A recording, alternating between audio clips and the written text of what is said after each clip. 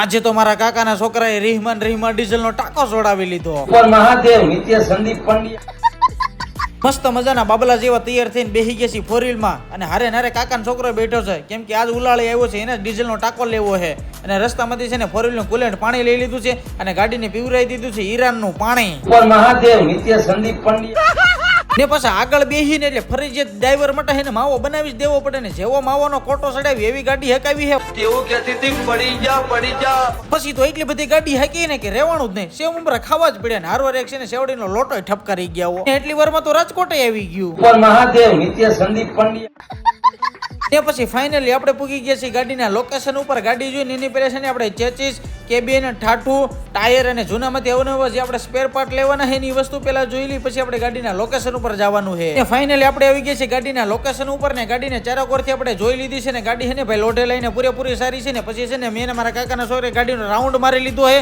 અને ગાડી તો આપણે પૂરેપૂરી રીતે ગમી ગઈ છે ને ગાડી આપણે આવી ગયા છે ગોડાઉન લઈને કેમ કે હવે ગાડીનું કરવાનું છે હાટું. પછી 5 રૂપિયાની ચા પીને 10 લાખ રૂપિયાનું હાટું કરી નાખ્યું. પર મહાદેવ નિત્ય સંદીપ પંડ્યા જેવું 10 લાખનું હાટું કર્યું ને એવું ગાડીએ દગો આપી દીધો. ટાયર જ આખું ફાટી ગયું. પછી શું નવું ટાયર લઈને બીજું ટાયર ચડાવી દીધું.